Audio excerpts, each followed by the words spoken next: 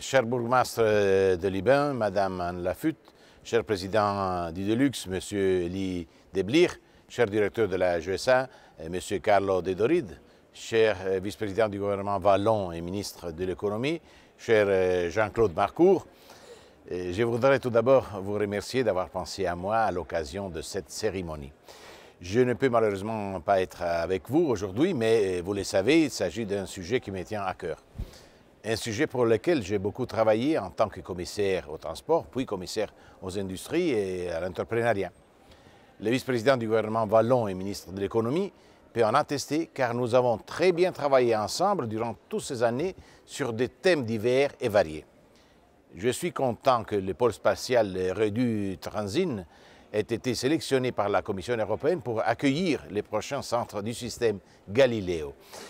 Ceci démontre l'expertise tout d'abord de la Wallonie dans le spatial, mais aussi l'excellence de tout un pays, la Belgique, pays cofondateur de la politique spatiale européenne de 1962, et un des plus gros contributeurs au budget de l'Agence spatiale européenne.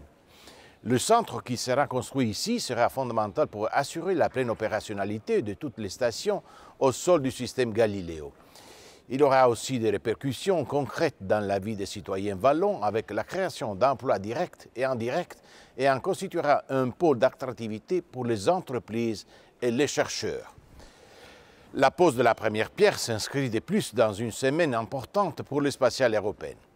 La Commission européenne a en effet présenté mercredi sa nouvelle stratégie spatiale européenne, stratégie pour laquelle elle s'engage à compléter le programme Galileo et à le rendre opérationnel le plus rapidement possible.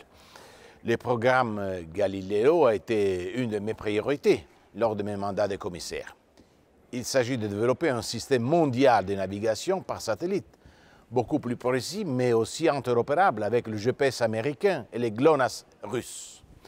Un programme qui peut grandement contribuer à l'économie européenne, mais surtout qui peut rapprocher nos citoyens au projet européen. Le spatial, en effet, est, à mon avis, une grande réussite, un symbole du succès de l'Europe quand elle unit ses forces. Nous devons donc en être fiers. L'Europe doit s'enorgueillir d'avoir établi une politique spatiale cohérente, se dotant d'un accès à l'espace autonome et compétitif, d'une industrie et d'une communauté scientifique de premier rang. Merci beaucoup, bonne chance et bon travail à vous tous.